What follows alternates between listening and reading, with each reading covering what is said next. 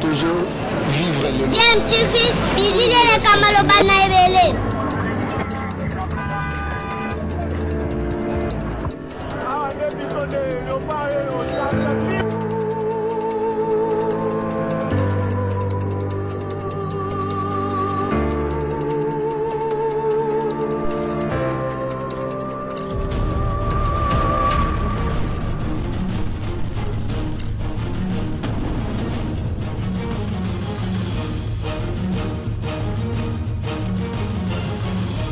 DMTV toujours en avant. DMT mbote nabino sengweza ya biso ya koyeba lependa o bozali kolanda chaîne YouTube nabino boyebi ke DMTV et memela kabino actualité si analyse au to sala sur ba sujet d'actualité, ba réflexion sur ba faits sociaux pe ba réalité tout simplement dengue toujours vivre na mboka na biso. Toni to analyser nabino sujet d'actualité moko to sala na domaine politique polémique mokoza koleka na makasi mikolo tozo comprendre te entre Denis Kambai na Ngoïka Sandji. Qu'est-ce qui se passe pona nini bana mibale oyo ya espace Grand Kasai bakomi au travers ba médias interposés ko beba na niveau oyo na ndimite ke na niveau ekomi ekosuka ka wana tamsu lobi to yoka ke makambo ekomi na justice nde yango lisolo to ngi to beta lelo bo comprendre ce qui bozana mo retard et information to pesi bino occasion justement bo s'imprégner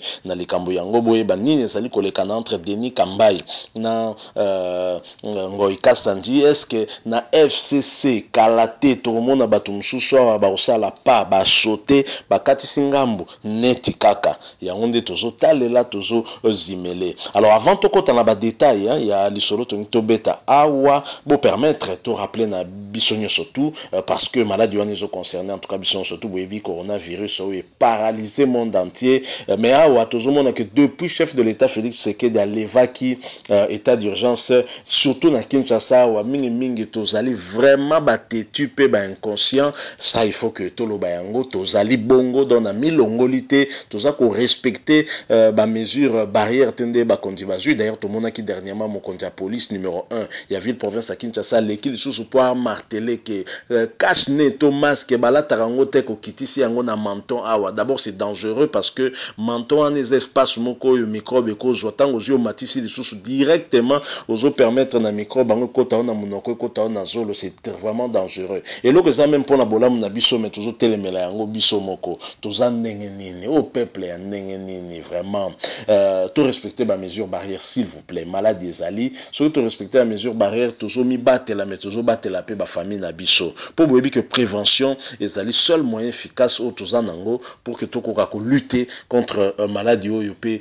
to vaincre yango espoir na biso aller en tout cas qu'un jour to parvenir na ko vaincre maladie oyo. Alors actualité ezali nde na ibisibino ezali nini eza kolekana entre Denis Kambai na ndeko na ye frère na ye Ngoïka Sandji. Tout part de cette affaire, il y a absence très remarquée. Il y a Denis Kambai na marche où Salemaki, il y a FCC hein, marche où Bango Balobi que ça qui réussit, oui que Bandaki na croisement boulevard Lumumba na Sendwe, il fallait qu'il y ait Kendeti na palais du peuple Batika Memo na Bango pas ba député mais tu bi ndengeni suite zalaki mais marche tout le monde qui ba kasik, ni surtout il y a FCC, il y a PPRD Bazalaki présent, mais Denis Kambai Azaki présente au cours d'une émission, bah tout une question d'un journaliste Peter Tiani, la réponse, la manière dont Denis Kambai a répondu, qui visiblement et c'est ça qui n'a batunio surtout nakati a PPRD surtout notamment Ngoïka Sandji. Alors avant tout kende na suite, hein, une escalade verbale est commise entre les deux hommes. Je vous propose moi qu'on rafraîchir nos mémoires sur réponse au Denis Kambai a réservé qui na question. Il y a journaliste Peter Tiani en rapport pardon na absence naie na manifestation na oyo et salemaki. C'est quand même étonnant hein? Réponse on a même ngapé et comme ça qui ngai to landa et bon na simato zonga pour que to kokako poursuivre analyse na biso sur escalade verbale comme makasi vraiment entre Denis Kambai na Ngoïka Sandji bango surtout bana ya tata moko pe mama moko bana ya Kasai. Je rappelle que bosolanda DMTV ceux que vous en abonné cliquez au comme abonné na chaîne YouTube na yo kobo sanate cloche où il peut apparaître juste à côté. La cloche de notification, cliquez comme au courant dès que tu mettre vidéo, tu analyse en ligne pour naïo. Suivant Denis Kamba et nous revenons tout de suite après. Tu m'as roboté, papa. Naza roboté, t'as dit que tu sais qui session un jour avant marche, je n'étais pas informé qu'il marche aux Arabes. Mais j'étais informé. Mais Naza président et la conférence avec président de public en banane. Merci pour votre information, mais je te dis que Bisson a Sénat. Je ne sais pas si un sénateur au Bagdad qui a informé qu'il marche chez Zali. Marche pour soutenir l'institution FCC. Tout le monde va némi, va calève, yo, mon ami. Baza va sénateur, on a déjà une différence. Ne va gérer FCC à mon dé pour se faire aming, on est bas qui n'a pas un peu de considération pour les aming. Et ceux qui n'ont lobby, ceux qui n'ont lobby, qui n'ont content dans sa hypocrisie. Oh. Ceux qui n'ont lobby, qui n'ont content dans sa hypocrisie. Oui, na vie, ceux qui ont en considération à battre, ils doivent bien dire. Surtout dans les descendants de l'Empire de l'Empire. Nous avons des poumons, mais nous avons des poumons, mais ils ont battre côté tout. Nous avons pas poste tout dans la zone de PPRO-FCC. Volontaire, c'est moi. Majorité, parce que vérité est oh. Donc ils ont besoin. De façon qu'on est dans le ministère du sport et comme ça, volontaire. On peut se la coupe. Volontaire, voilà. Allons au ministère Ndengeni. Allons au ministre. Tuna bango. Oui, bien que na kati même na kati mouvement, na niveau na biso PPRD, na kendati ko kuta Ravier Bochab. Na ke ko kuta Ravier Bochab na parler na Rivière. Pardon, solo là na Rivière Bush, que je salue en passant. Solo là na SP Chadari. Tant sur na sala des problèmes personnels. Ou bien na kambo moko bo na sala na ibaraté. On va passer à la révélation. Yo peut sa révélation. Match na biso contre Rwanda. Il semble que pression ça va makasi sur yo. Pour match on était comme na Rwanda mais au terme. Ah, Peter Masolo. Voilà, Boti Kolanda wana Denis Kambai élément autre telebino yangonde zali déclenchement il y a kobebana entre yé Denis Kambai na Ngoy Kasanji. Denis Kambai batuni une question simple mais pour la nini yo ozala kite na marche bosala ki na manifestation bosala ki yo ka réponse na ye naza roboté nazala ki yo ndozo informer nga ah papa Denis Kambai na biso ba o tozalaki au courant na chef de l'état zalaki au courant na ba militaire IDPS bazalaki au courant na ba militaire lamuka bazalaki au courant mais yo membre ya PPRD yeba kiteke PPRD azo sala marche na niveau nan ya ba réunion na bino bosalo yeba ekakate na niveau ba média po yeba ekakate même entourage na yeba ekakate te ba jeo yo to biango bien makambo oyo to yebi côté ememaka makambo oyo ememaka pekaka e kende na donc ça déjà mutusoko a commis déjà un peu dedans un peu dehors ezaka mingi boye yango omoni réponse ya boyo apesaki pa ya journaliste nde epesaki kanda na bato ya PPRD ya ndeko na ye moko kaka ya Kasai nda ye kotelemela ye Ngoy Kasanji atuni kaka motuna bi Denis Kambai nde nani Denis Kambai nde nani. Voilà une manière de dire hein, que Denis Kambai est-ce que absence naïe awa to présence naïe vous a remarquable. Est-ce que y a ça poids la poids nini na kati ya PPRD awa sali naïe poids mouche, poids lourté. Une façon il y a répondre bongo mais réponse pe au Denis Kambai qui ko réservé les yé walande sous ça terrible. Mais na réponse wana je crois que toko tirer ba conséquence est belé. Je pense que sur le plan moral ezali Mabé Makasi et même sur le plan judiciaire je pense que la réponse au Denis Kambai a réservé Ngoy Kasanji et Sengeli na justice na biso kokako kota d'office makambo yango surtout parquet général près à cour d'appel ya Kinshasa Matete pour qu'on a tout monde net moi Jésus qui toko bango penza ba ko kota makambo parce que Denis Kambai nous a fait des révélations où ils allaient même en fait commis funda hein, a violé Mibeko ya Mboka, aza komi funda, qu'il a corrompu, hein, donc à lobby, makamoko elekele vraiment. Donc en réponse, Ngoy Kasanji certainement pour la ko diminuer Ngoy Kasanji à lobby que Ngoy Kasanji yo yebi ngai tengai muto na zaye ko sala ba TP na yo. Donc Ngoy Kasanji yebi que pendant qu'ala ki gouverneur na Kasai oriental, azala ki en même temps pe étudiant zotanga na uniki na sisaki na droit avec grande distinction. Bien loko ane kamusaki mo batebele to mituni mutu oyo na ba misala ebele ba responsabilité azanango, il a vraiment le temps de travailler au point à ça la grande distinction.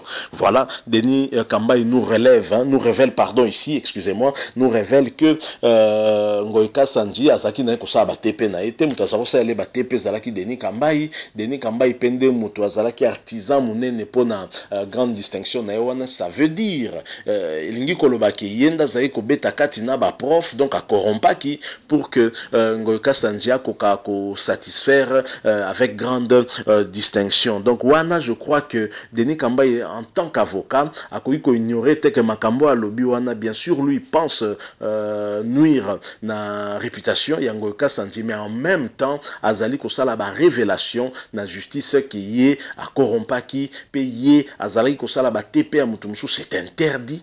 Je rappelle que zali vraiment interdit TP zali pona mutu yemo ko sala yango à moins que za ba TP à groupe ndenge ala ka, mais sur les individuels yomo ko ndefo sala yango même na travail na ye que yé intervenant kazaki artisan munene, donc il ne peut pas dire que ayebiete. Je crois que justice et sengeli et kota makambo. Alors mais qui est Denis Kamba finalement? Denis Kamba c'est un ancien ministre, Boyebi Karaki ministre sport avec Chan Otokende Kozwa na Rwanda, yenda zalaki ministre ya sport a bénéficié qui peut tout comme ba joueur na ba staff technique nyos na ba membre à FECOFA na ba présent ba cadeau au chef de l'État de l'époque Joseph Kabila Kabange a pesaki na équipe nationale pour la prouesse wana na Rwanda. Denis Kamba c'est aussi un haut cadre na niveau à PPRD, mais qui était également gouverneur du Kasaï central, donc Kasaï occidental. C'est un excellent aux hommes la personnalité moko munene azali mutu moko ya mukete, donc toujours comme on a ma personnalité ngo ya biso sur le plan moral na éthique, toujours mon bango pena baza loin na niveau ya excellence et sengeli totia bango boza certainement au courant les sous na ba rumeur hein, to information ça circuler na ba réseaux sociaux mona moi sur ayena bébé alobi mona ya Alexis Tambo mwamba qui Alexis Tambo mwamba président ya Sénat nyo surtout on a ka battu à FCC.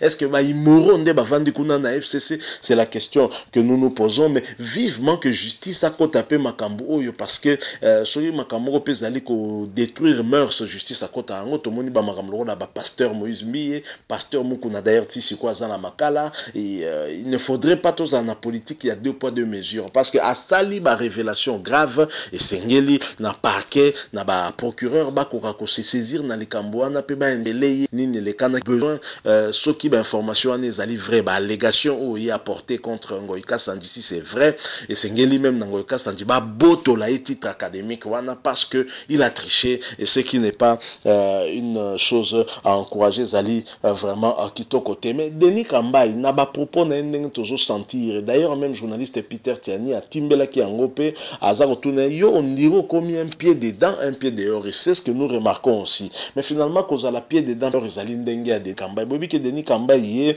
azalaki pire petit pe ya Zaïdi Ngoma bobi Zaïdi Ngoma ezali un des vice-présidents zaki na bango awa na moment 1+4 tuzaki na Abdoulaye Rodia et tuzalaki na Azaria Souberwa et puis tuzalaki na Zaïdi Ngoma yé mukonzi ya force du futur azalaki komi benga opposition, mais opposition na ezalaki mo ndenge ezalaki peno opposition lokola ba IDPST. D'ailleurs place wana ya vice-présidence ezalaki place réservée na opposition politique ya yibaki yango Etienne Tshisekedi, tellement Etienne Tshisekedi azalaki toujours na ba radicalisme na ye plus radical que radical yango moko, et Zaïdi Ngoma yibaki yango, et Zaïdi Ngoma zwaki place donc ya vice-président ya opposition. Nous avions des belligérants, nous avions Bemba et Azaria Souberwa, mais nous avions également Abdoulaye Ndombasi comme représentant, il y a pouvoir, hein, il y a Joseph Kabila, et puis opposition politique Zaïdi Ngoma Ndazwa, qui c'est dire que Bazalaki dans l'opposition politique, et Denis Kamba il faisait partie, il y a la force du futur dans l'opposition, et petit à petit comme on a langage naïso comme ndenge to mo na lelo aki ko basculer directement malamoko avec force namasta na pas chopanda ba komba mon côté à pouvoir, surtout yé penda qui directement n'a pas perdu dans de l'opposition directement n'a pas perdu le sunde toujours tala toujours mon neti kaka azolinga alongwa pe perdre mais akende wapi peut-être na IDPS tant mususu ndenge tozomone là. Donc nous n'affirmons rien, tozolandaka mutu na maloba na ye, tolanda mutuka na ba geste na ye ndenge tozomone là. Tomona lokola Denis Kambayi on dirait makanisi na eza esukuna te. Et comment pourrait-il encore continuer à évoluer tranquillement na PPRD to na FCC tango yazo vilipender ba cadre nyos to FCC disant que balingaka été soki ya comment ministre ezali kaka par la volonté ya Joseph Kabila nde alingaki, le reste batikala jamais kolingaye. Mais tant que j'aime tazolo babongo ça déjà ma propos moko ya kobeba avec tout le monde, mais ko ménager un peu Joseph Kabila poye ko simba raïs et que ba conséquences et koki kozala. Donc Denis Kambayi a toujours été un caméléon. Tout tu ko démontrer ngo awa autaki na opposition na force du futur aya koti na PPRD et lelo lisusu tozomo na tendance no ningalinga kende do soki pa ke to kokamwate parce que le caméléon national Vital Kamerhe ndenge bazaye kobenga ye en tout cas n'est pas le seul hein. D'ailleurs caméléon pe ngo bateka zaka nyama ye moko ba caméléon bakoki pe kozala ebele. Donc avec kobeba no abeba nango ekasandi, je crois que kolongwa Denis Kambayi ezali en tout cas musika te. C'est ce que nous pouvons dire par rapport à escalade verbale ou ememi ba révélation moko terrible soni pona mboka na biso komona ke batu ya lolenge wana nde ba konzaki biso nde bazaki ba ministre pe je crois ya jeunesse na sport hein. Je crois qu'à l'époque ezaki na nous jumelés ezaki ensemble ministère wana, et vous imaginez quel exemple, quel modèle hein, pour la jeunesse hein. Marambo ya lobi wana c'est extrêmement grave, je le dis, et si c'est vrai, ben information wana, je crois que Ngoka Sandi devait être puni en même temps que Yemoko Denis Kambayi. Denis Kambayi, Nangoka Sandi, frère du Kasaï, qui se vilipende comme ça devant tout le monde, c'est malheureux de vivre Basen Yalolenge wana. Voilà, tout comme Nasuka réflexion, tout ça, la topé analyse sur escalade verbale, hein, tout comme qu'on constate dans 4 FCC entre Denis Kambayi et Ngoka Sandi. Si vous avez aimé, que la biso like moko et surtout aussi un commentaire, on peut donner votre point de vue au travers commentaire biso topesi ya biso point de vue, pourquoi pas bino pe bopé ça ya bino mais aussi vous s'abonner surtout la chaîne DMTV et ceux qui vous s'abonner cloche moko notification qui va apparaître juste à côté, ou cliquez wana ou comme au courant dès que tu tiens élément moko en ligne pour nabino Tomi Batela bandeko s'il vous plaît, coronavirus ezali prévention des ali seul salut nabiso hein, parce que yango efficace hein, en tout cas à ce jour qui peut permettre na yo ko éviter qu'on soit malade wana soko se protéger ou protéger pe famille na yo. Merci nabino bo pesi biso temps nabino hein, pour que beaucoup kakoyo analyse biso to sali ce qui nous avons voulu cette analyse la plus pertinente possible hein. So vous estimez que zaki na ba faiblesse, pourquoi pas na commentaire bo la biso yango prochainement tozonga avec un autre sujet d'actualité si Dieu le veut. Portez-vous bien. DMTV vous dit au revoir.